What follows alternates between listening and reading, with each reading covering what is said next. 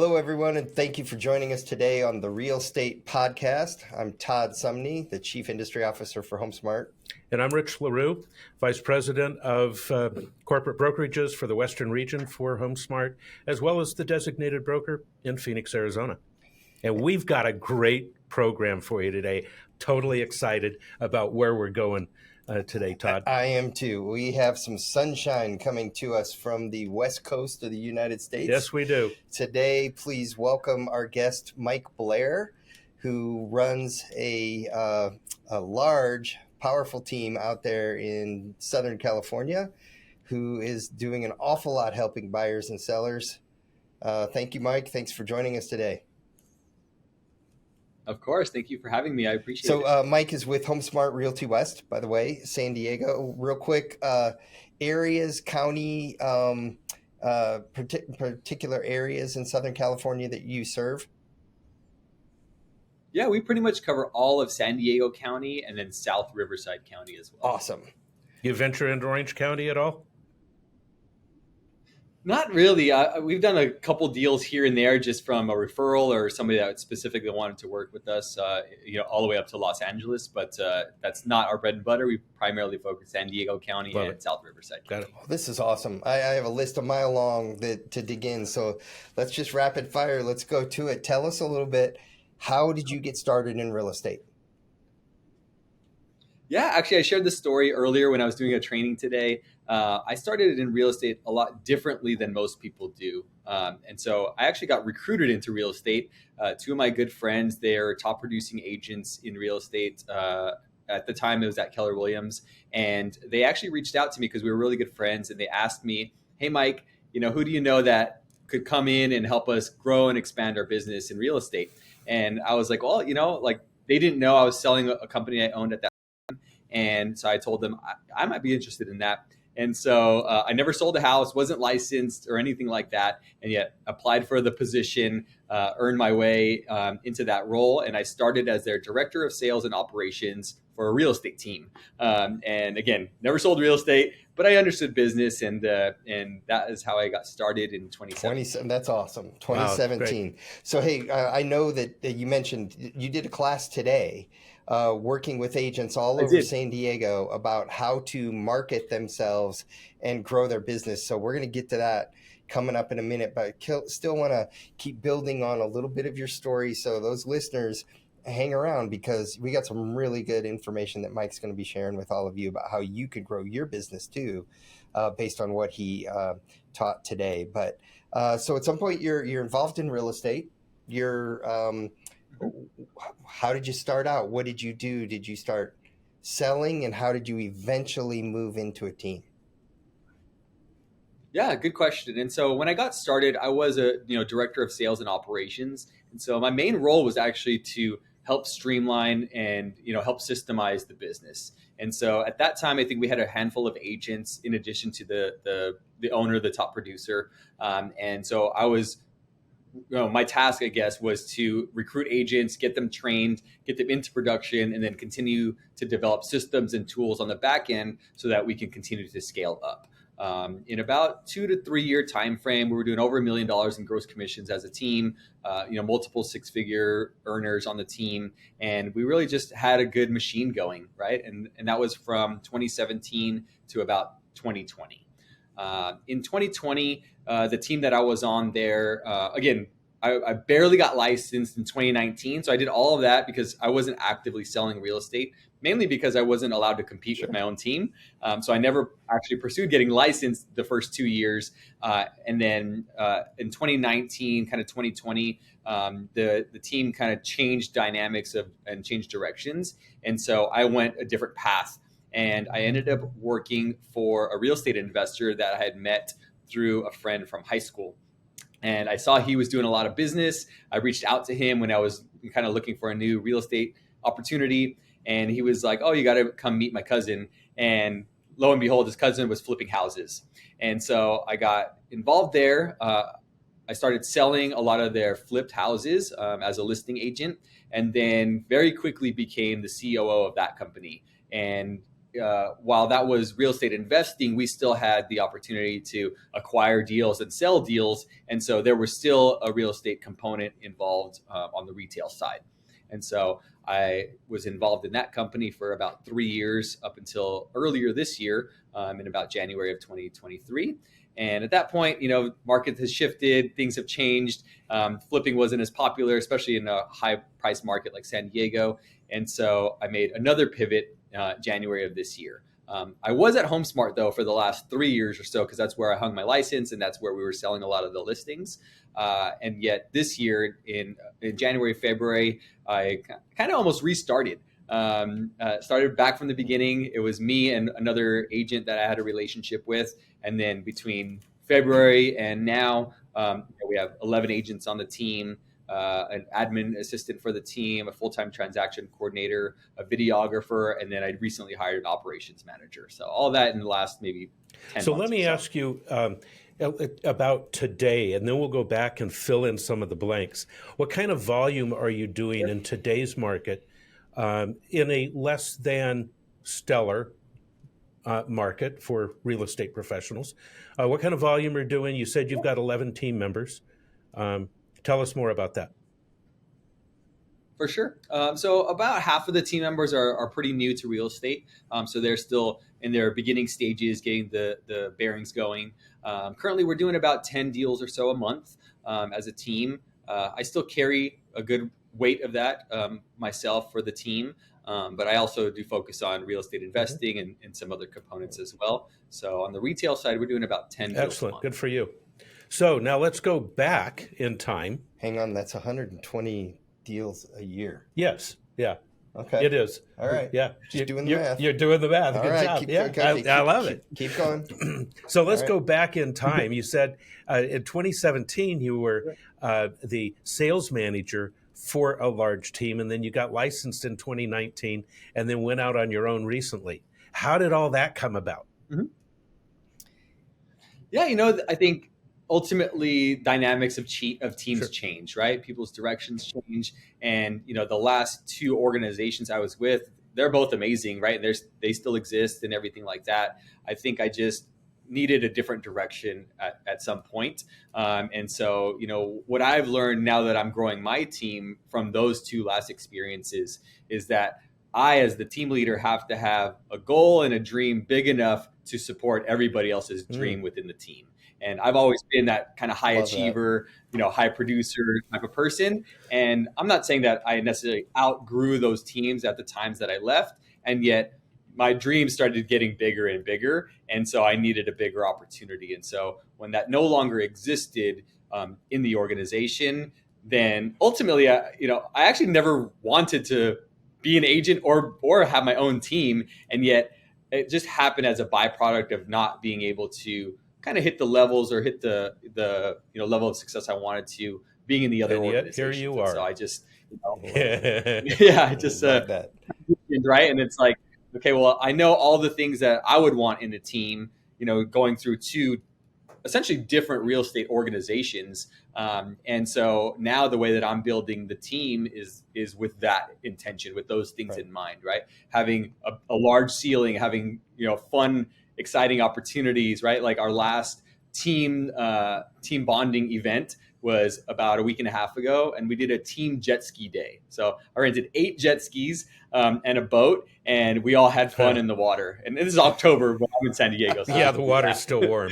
I love that. I love that. How and fun. I love that fact about your vision being big. And so the listeners, I hope you're hearing that, that sometimes your vision can really set your course.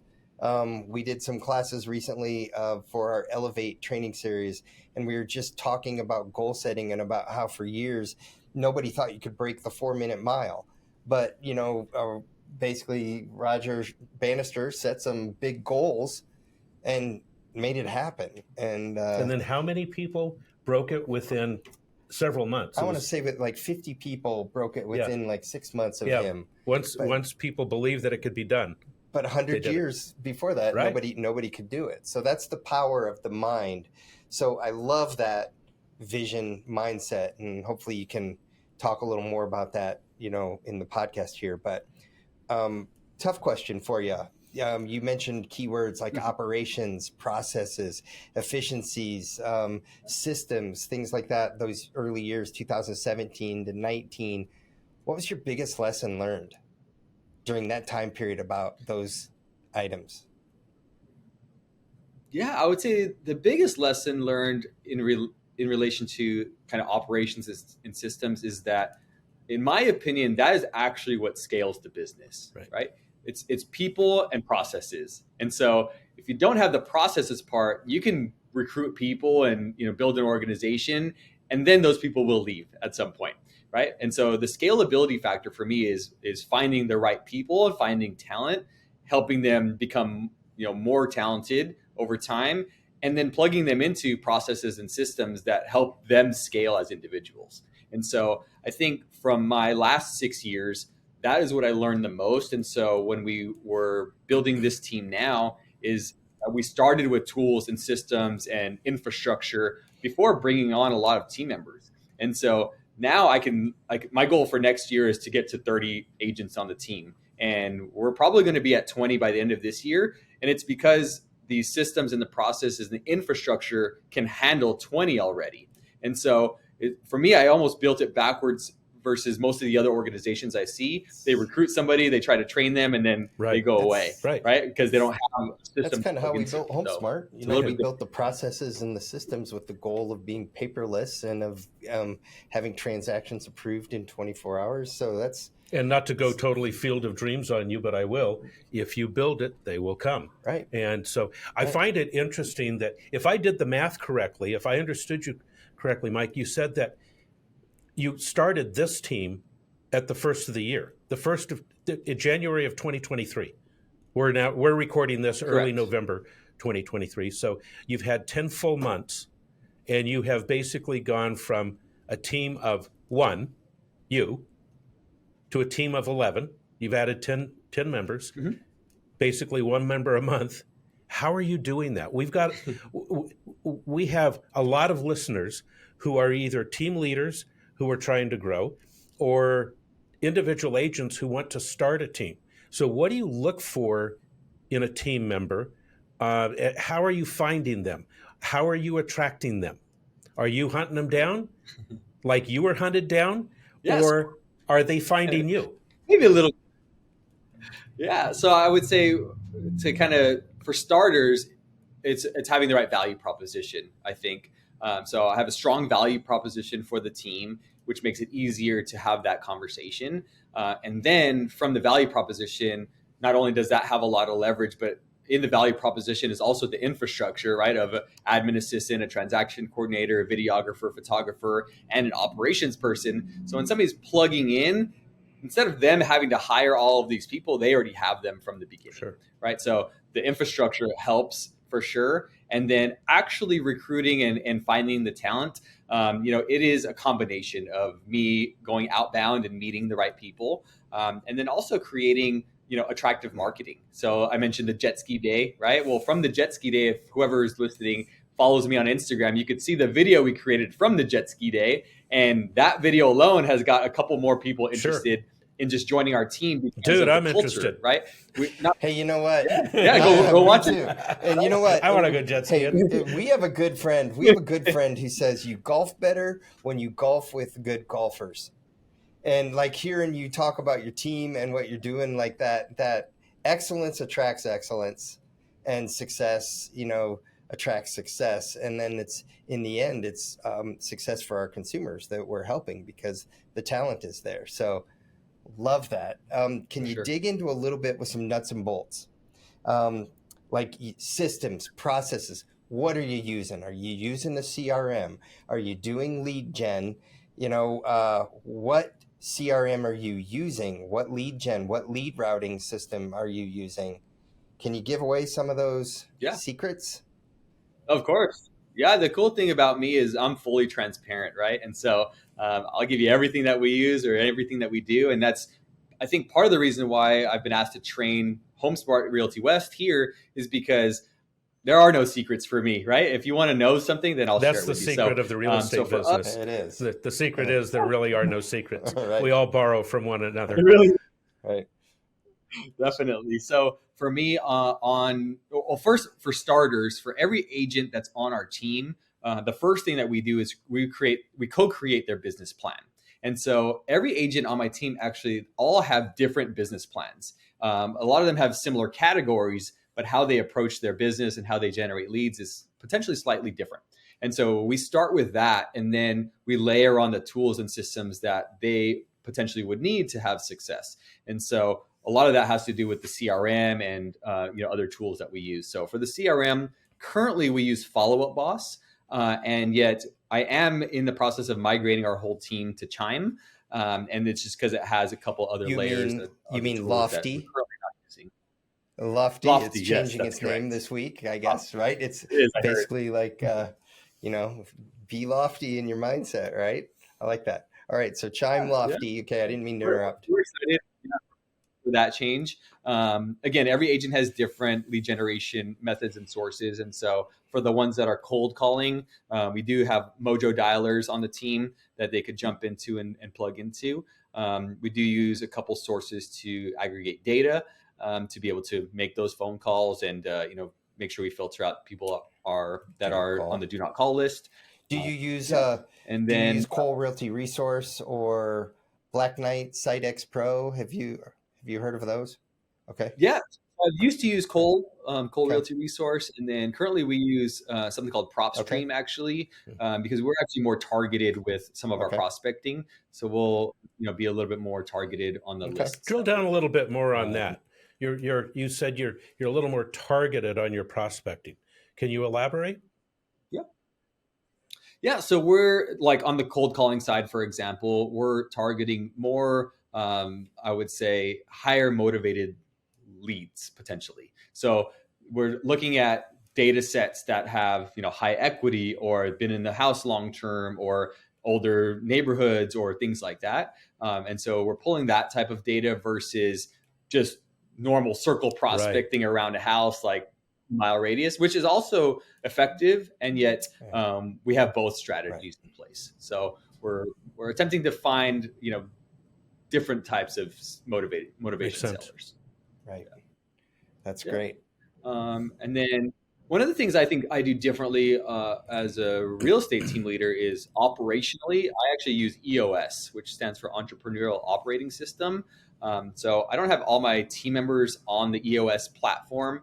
And yet me and my leadership team, we use EOS to track certain things and, keep a hold of certain projects and certain things that we have going on. So in the EOS infrastructure, we use things like rocks, or we use things like scorecards to be able to track data and make decisions based on data. So I think that's something different that I don't really see a lot of real estate professionals. I'm not familiar with EOS, and when you refer to rocks, I'm assuming that those are your big chunky goals that take time that you place first so everything else can go around it. Is that a correct assumption? Okay. That's correct. Right.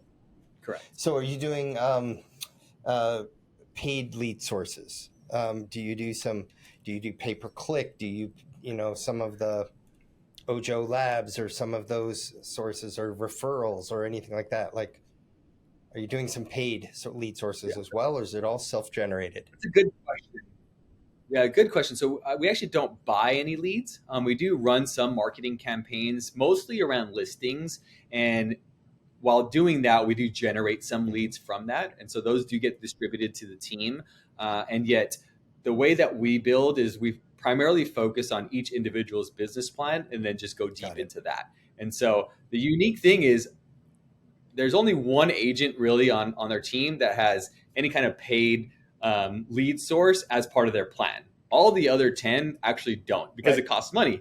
And so instead of us spending a bunch of money, we actually just hone in on those lead generation strategies. So for example, a big one on our team is social media. And so, that's why we create videos on our team building days or on our listings or, when we do a closing for buyers, like we're very heavy into the storytelling and the video creation of those moments. And then all of our agents can kind of leverage that content.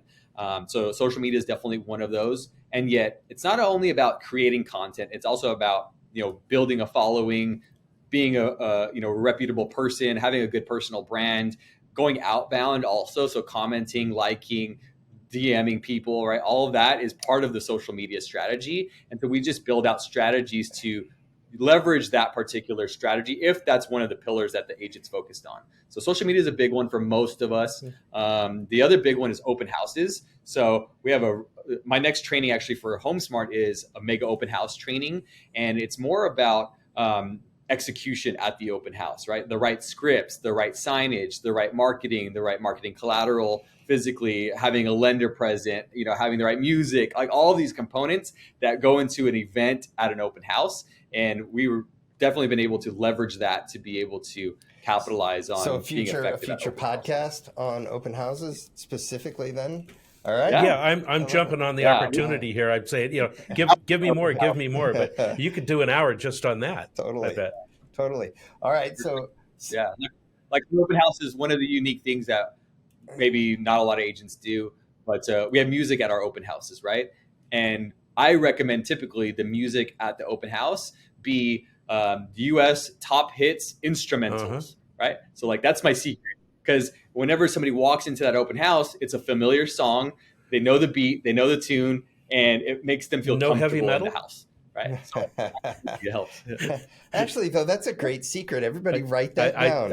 That's a great nugget. Top hits, but instrumental. Yeah, and everybody will familiarize with it. That is genius. That's a great tip right there. Secret. Digging a little deeper. Cookies. Do you cook cookies so you have the fresh cookie smell? Cookies help. We don't particularly do that, but some agents have done it in the past. How about signage out around the open house? Oh, there we go. That's how many agents or how many signs? Anywhere from 20 to 40 signs. 20 to 40 signs for one open house. So in North San Diego County, do you not have sign ordinances? They allow you to do that? There are. Yeah, so we have to be careful with some of those. So there are counties and areas that that have HOAs or other factors that we can't do that. And so then we'll go heavier. We'll kind of replace that and go heavier on marketing or heavy on social media some other way. And yet the 20 to 40 signs, it does a lot of things. Number one, obviously it exposes the house and brings traffic. Sure. But number two, imagine if there's another agent hosting an open house in that same area and he has 10 signs and you have 40. Like, who do you think dominates the market? And between the two of you, you ought to get some people to come into your open houses. So it's a bit of a collaboration as well. It's not just a competition. No, but advertising and marketing is all about impressions, and it's also about frequency and repetition. And I know of someone in San Diego that's what they do. They put out 40, 50 open house signs every time they're doing an open house, and they're doing it every weekend too, 4 weekends in a row. And the neighbors are out driving their kids to Little League, then to school, then the grocery store, then to Home Depot. And literally all day long, they're driving past 1, 2, 3, 4, 5, 10, 40, and everyone's an impression. It's like billboards, and they're there. And it just builds up. And then after a while, oh, you're with the Mike Blair team. Oh, I see your signs everywhere. So genius. Yeah. I commend you for that. Yeah. I love that. And if we go back to an old billboard story, right, that we'll resurrect from podcast months ago. Yeah, Mike, years ago, I did a billboard. All right, I could not afford billboards plural. All right, I think I was spending $100. In fact, it wasn't even a billboard; it was a bus bench, right? And I was paying like $100 a month. I could afford one. And we just moved that bus bench around the town, around in it, an area that I was working.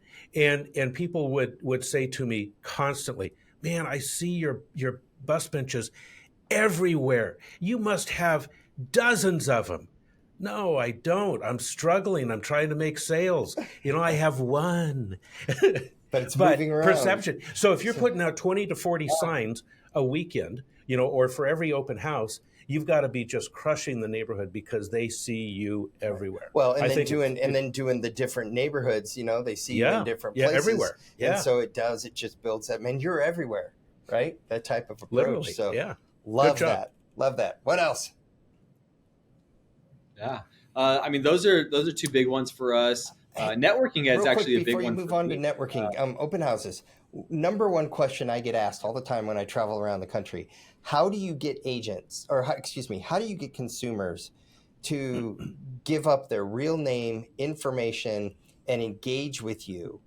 And it's not just a, hey, sign in, that No, we can already tell you have a much more you've elegant got to have solution a way of, for that. if how many people come through an open house, just using an example, and how many of those people then engage with you and provide information that you can then leverage? Yeah, good question. So at a newer open house, meaning newer to the market, it'll be somewhere between 10 and 25 groups. Like last weekend, one of the agents on our team, they hosted an open house that's been on the market for about 30 days, and they still had 17 groups come in. So open houses still work. So I would say make sure everybody knows that open houses do still work. And yet, to answer the question about getting people to sign in, a couple of us have a couple different methods. I'll give you another secret. Like usually I don't share these secrets, but because it's you guys, I'll share. One of the things that I personally do, and some of the agents on my team do it, is we'll have booties at the house to keep the house clean.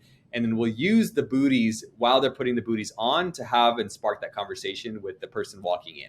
Because if you guys have ever put booties on your shoes, it's actually not very easy. And so usually it takes somebody has to sit down, or they have to do, stand up 1 foot, kind of struggle through it. And so during that time is usually when I'll ask them a couple questions, like, how did you find the open house? Oh, by the way, my name is Mike. What was your name again? And I'll write their name down. And then, what's the best contact phone number for you? Like I'm asking a direct question, like, what's the best phone number for you? And typically they're giving it to me. Once in a while, if you get the bogus number, then sometimes you'll either ask them to repeat it back, or you'll read it back, or you'll play like you didn't get the last four numbers. So like, oh, it was 619-123. What was the last four again? And if they repeat the same number, then usually it's accurate, because most people aren't going to forget what they lied to you about. And so, so that's kind of one of the ways. And so I'm pretty good. If I host an open house, which is not as common anymore, I will get every single person to sign in using that strategy. Well done. So that's one.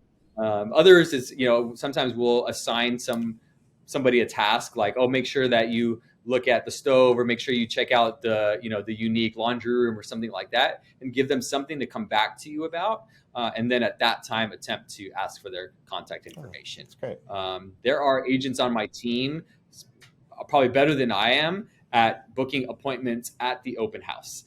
So usually we'll do a buyer's consultation when we meet with buyers, and some of my agents are trained to book the appointment at the open house, build enough rapport and relationship in a couple minutes to get the appointment. Great. I'm doing a very unscientific survey for future podcasts. Do you sell many of your own listings from open houses? It's definitely happened. I would say it's not many, though. Right. Yeah. Okay, so you had said a hot button a couple minutes ago, videos. Secret, we think video is very, very effective, and we wish more agents got out of our comfort zone and really started to provide, content. And we were doing a podcast with an agent in Atlanta the other day, and she was like, I have people that have been watching my videos for 3 years, and they act like they know me, and they talk to me like I'm one of their very good friends, because I've been doing videos for years they've been consuming. So could you think of an agent on your team who's new, who used video to grow their business? Kind of walk us through what they did. Yeah. So for some of the newer agents, especially if they're a little bit uncomfortable in the beginning with videos, we actually go almost podcast style. So kind of like what we're doing right now. In my office, actually right here, we have 2 chairs and 2 microphones, and I'll just ask them a couple questions, because most people are comfortable having a conversation. And so we will ask a couple questions, like I would say, Todd, how did you get started in real estate? Or Todd, what was your background prior to getting into real estate? And then I'll be an active listener, and then prompt and ask other great follow-up questions, and almost extract the right information out of them, and then they'll use that as the video. And so we've done that multiple times. And so, again, if you go on my social media, you'll see me interview somebody else. And it's more so that I can extract some of that information that maybe they're shy about in the beginning. And then as they progress, though, and they get comfortable in video, then we do walkthrough tours, we do listing videos, we'll jump on and do training, we'll share tips, things like that. And then it becomes a lot more comfortable with that repetition. Great. Do you do new builds? Any new build videos or any of those? Not new build video, but we have closed clients that have purchased new build homes, and then we'll do a client video around that. Okay. What else, Rich? What else are you doing that you want to share with us? I was going to mention networking is a big pillar for me, and just building relationships in general. One of the things that is unique about me is that I believe everybody's a lead, right? And so for me, it's about meeting more people, and there's a lot more people that I don't know than I do know. And so I go out and make it an effort to go and meet new people. And sometimes it's at networking events, it's at other seminars, it's at other opportunities where there are people. And believe it or not, a lot of my clients are other real estate agents or other investors. And so like one of my most recent closings, my client is actually a licensed real estate agent. And so that doesn't make sense for some people. And yet for me, it's because I brought him a really good deal, and he would rather have me represent them because I had the relationship with the listing agent and we had almost like pre-negotiated the deal. And so in those cases, there are agents and investors that are willing to work with other agents like myself to be able to help them get a deal that they potentially couldn't have gotten on their own. Love it. I love that too. I love that. What else? Oh man, what you cover today? What was your hot topic today at your classes? Yeah, so today we went over branding, marketing, and social media. And on the branding side, it was more about how to develop your own personal brand or how to expose yourself, to the marketplace, right? And that could be done a variety of ways. We touched on social media earlier, and yet for me, branding is really what the audience or your followers view you as, right? And so for us, it's how do we create that perception of what we do and who we serve and who our client base is and things like that. And the best way for us to do that is through telling stories and doing videos. And so I actually shared an example of our jet ski team building video. That was the first thing I started with in our class today. And then after that video was done, I asked the audience, the people in the room, to share what was their thoughts on the video, right? About branding. And so everybody's thought process and perception was different. So some of them, they said, well, Mike, you did a good job being a great leader and putting on a cool event for your team. Others said, you really showcased San Diego because we were in the water under the Coronado Bridge, riding jet skis, sunny outside, and so showcase San Diego. For others, it was you showcased your team. You have energy, youth, fun, enjoyment, like on your team, and so everybody got a different story from that, and all of that encompasses the brand, right, of who I am, who our team is, and so whoever's watching that video now, they can create their own story, but it's typically all positive in that specific scenario. So branding for us has to do with all of those stories combined, right? So that was one. And then on the marketing side, we went over some marketing channels, how to do the right outbound marketing, whether that's social media, your website, direct mail, ads, like we talked about earlier, things like that, to really get out there and market yourself and essentially market your brand. And then lastly, we talked a little bit deeper about social media. So I shared a couple of my social media channels, what I do to promote listings, what the frequency looks like, what the consistency looks like, and then how I almost bank some of that content so that it's pre-shot and pre-planned.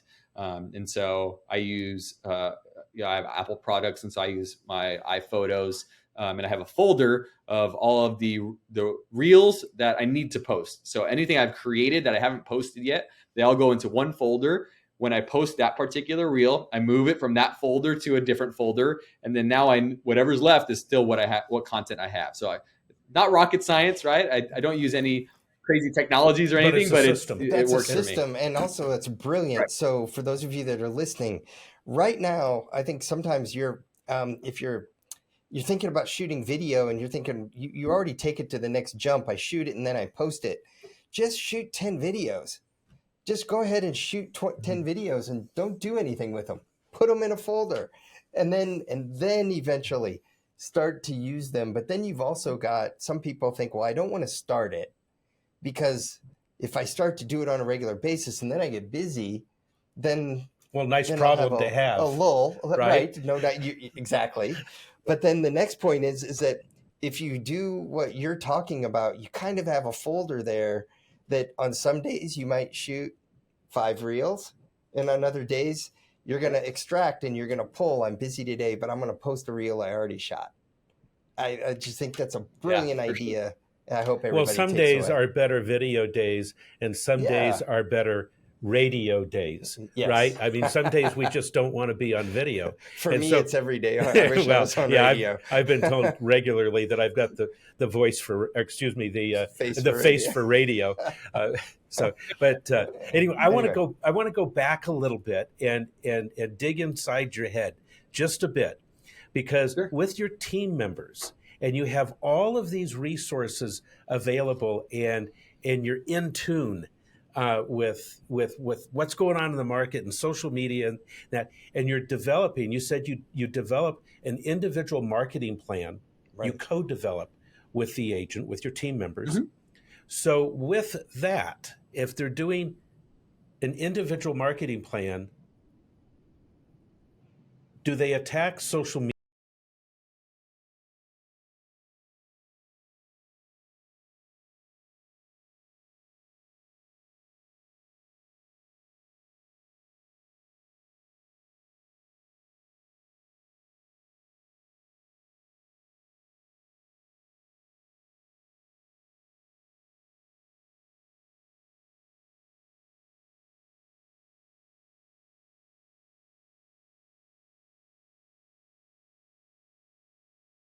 Examples, right? If they're like, well, social media is definitely a pillar that I want to focus on, then I'll give some examples of some of the other team members on how we leverage social media, what the cadence looks like, the activities, how often we're posting, what we're posting, those types of things.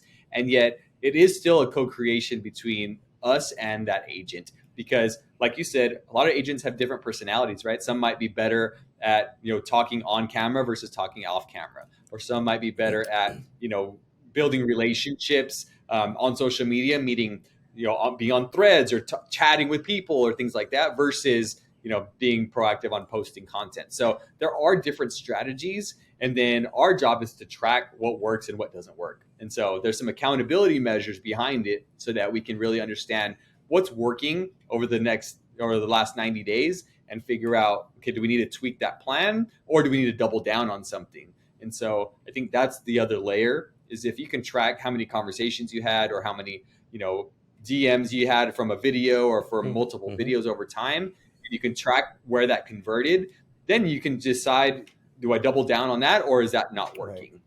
So again, it is customized, and yet there is some feedback given and some examples. Have you ever had an agent say, "Yeah, I want to do that," and then they just don't? I wish I was perfect and said that never happens, but that happens all the time. Nature. Right? There's a reason why I'm going down this rabbit hole. So how do you help? Sure. Usually that is fear-based at some level. I mean, we can call it, we can mask it, whatever it is, but it's rooted in fear. How do you help them through that fear and get them going on video? I find that it's usually around video and posting some sort of social media presence there. Not necessarily with words, but when we hit video, that's where people start pushing back. Is that your experience? Yeah. And for sure, I think it's video, and I think it's a lot of lead generation strategies in general. To be honest, I think video is definitely one of the more front-facing ones that you can obviously notice right away. And yet, it is all real estate activities. I would say, unfortunately, most people aren't trained to be entrepreneurs, right? So most people that get into real estate, they used to have a job. And so they're used to working certain hours, having certain tasks. And when you get into real estate, even though you have a plan, it usually doesn't always happen right away.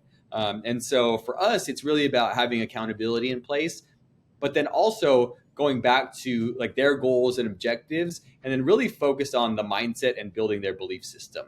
Because most of it, like you said, is fear-based. It really comes down to their belief system. Like if they believed that it worked, or if they believed they would actually get the results, most people would actually do it. But it's because they don't actually believe that their 10 videos is going to lead to a client, then they just don't do it. And so we have to build that belief and have social proof and have accountability and metrics that we can statistically prove certain things, and that helps justify activity. Right. So do you take them by the hand, metaphorically, and walk them through that to get them through their fear? Yeah, definitely. And sometimes, like I said, when we do the first videos, sometimes the ones that are nervous, we'll do it together, right? That. I'm interviewing them, great. we're asking questions. We're not just throwing them in front of the camera and having them fail completely forward. If you're a listener right now and you don't have a very cool team leader like Mike, just grab a friend, another realtor in your office, grab a family member, grab one of your best friends, and just do what Mike talked about, where you sit down and just ask them to interview you, and then listen to it. And I think you might be surprised, and you'll warm up to it. I think that's a great way of bringing them in and getting them past their fear, because we all have it. I had people, who helped me over some of my fears about, doing this on, a recording. Oh, you recorded? It's forever, but it's real, it's authentic, and it helps people. And I love the fact that you're doing that. Can you give us a quick insight into energy? I mean, I can already feel the energy from you right now. How do you drive energy in your office, drive it in your team? Yeah, I think some of that comes from the leadership, right? So like I do bring a high level of energy to the team and to the day. And I think it's because I'm passionate about having a team, about pouring into the team, about building a team, and about real estate in general. And so I think that translates to the rest of the team. And then being around other people that have that energy already with them, it also uplifts the whole room and uplifts the environment. So really making sure that we have the right culture and we're cultivating the right environment, I think maintains the energy and maintains the activity.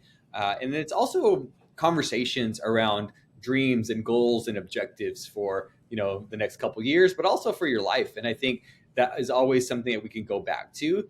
I could say something like, hey, Todd, you mentioned that your goal was to earn $250,000 this year, and yet you're a little bit off track from where we're at right now. Is that still the goal? And if so, then what do we need to do to work together to get you to that goal? And so it's really about getting buy-in, like from me and from them, to be able to work together to get to that goal. And then it's also just recognizing, like, why is that goal there in the first place? And for some people, it's a goal or a dream, but it may not be something that they're ready for yet. And so it's also having the real conversations about what's important. And so I'll share a quick thing that we did the last team meeting. We meet as a team once a week. And our last team meeting, I asked everybody what is their goal for 2024 unit wise. Right. And so everybody gave a number. We tallied the number, and I think it was 140 or 150 units without me included. And then we did an average of all the team members, and we multiplied that by the average commissions in San Diego. And on average, on my team, the average income, if we took everybody's goal, is $250,000 of income per year. And then I asked everybody, well, who in here is average? Obviously, it's a setup question, and yet none of them are average. And so if $250,000 is the average, then what do we need to do? Because you're not average. Like, what is the real goal? And then, you'll get some other numbers, right? Whatever that might be.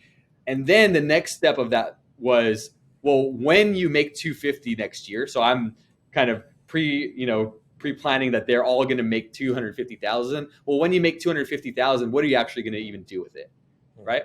Like, I want to know exactly what you're going to do with it. So your assignment between now and next team meeting is to give me a list or a breakdown of exactly how you're going to use all $250,000, because most of them never earn that amount of income and they actually don't even know what they're actually going to do with it. So the likelihood of them actually achieving it is very slim. And so if they can make it real though and say, well, 20 grand is going to go to pay down my medical bills or to put my son through college, or if they can kind of break it down, then it makes it more real. And when they don't hit the goal, I was like, it's easier to go back to that and say, well, you only made 220,000 this year. Does that mean you didn't put your kid through college? Like, and we can make it a reality of activity. And then for us, I think that holds more accountability. So long story, but I know that it does have a weight to increase the energy, increase the attitudes, and kind of increase people's dreams and goals. Love it. Yep. Okay, I have 3 final questions for you real quick. One, if you're talking to a buyer right now today, what do you want some of those talking points to be with your team to the consumer? What's some of their messaging to the consumer? Yeah, I would say the main thing working with buyers is understanding why they want to buy a house in the first place, right? What is the reasoning? What is the point of buying a house? And if you can extract that true motivation of what that really is, then you can potentially move that client forward. If you can't, then the chances of them actually buying is going to be slim, especially in an environment with high interest rates that we're in right now. So there has to be a deep motivation and a deep reason of why they want to buy the house in the first place. Okay. Talking to sellers, you're in a listing consultation. What are some of the talking points? And can you talk to us a little bit about your seller consultation? Do you walk in with printed material? Do you walk in with electronic material?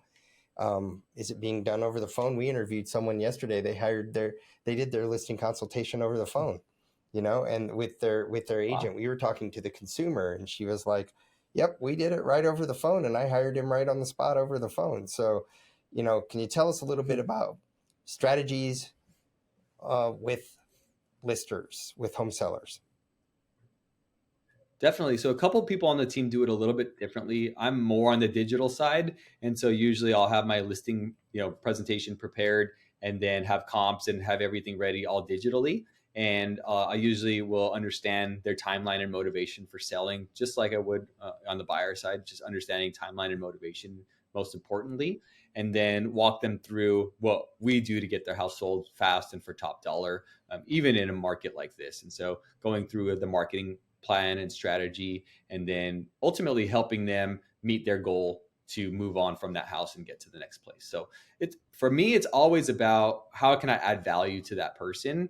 And I can only add value if I understand what their objectives are and what their goals are, their timeline and motivation. And so that's the only real thing that I'm looking to uncover. And the marketing side and everything else comes second.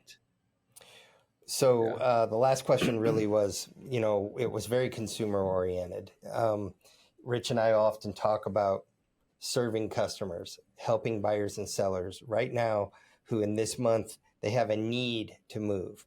They have a need to sell, a need to buy, personal reasons, emotional reasons. What do you want your team to be known by? And how do you instill that in your team? Yeah, ultimately, I want our team to be known by creating a positive real estate experience. And so that doesn't always mean selling or buying somebody's house. It means that adding value and focusing on what's important to the client. And if we can focus on them having a great experience, then as a byproduct, we'll close more deals and ultimately earn the business of the right clients. And so if we just focus on that, then everything else kind of falls in place. And so we focus on the value, taking care of the client, creating a peak experience for them and understanding their problems, their stresses, and then helping them along that path to ultimately get to their next destination. Right. So I would say that's the most important thing for me. Excellent. Yeah. Love it. Wow. Lots of golden nuggets throughout the whole podcast. It's just peppered with nuggets. It is. Good stuff, Mike. Yeah. I hope you were taking notes. And Mike, thank you. I really appreciate you. And your answers, they're very quick they instill confidence in me because I know that they come from a place of confidence and results for you and for your team. So thank you for sharing that. Yep. Keep the energy. Definitely. Well, I Yep. appreciate you. Yeah, thank you. I appreciate So you guys. how can people find you real quick?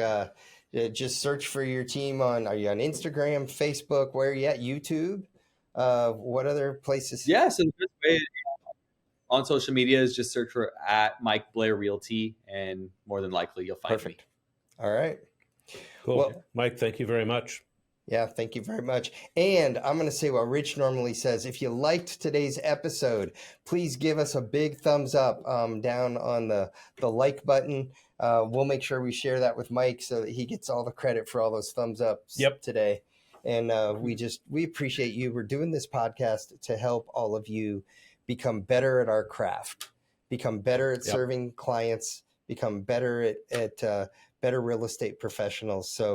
And I think we gave you a wealth of information here today. We hope you do too. We appreciate you as listeners. So thanks for listening. Mike,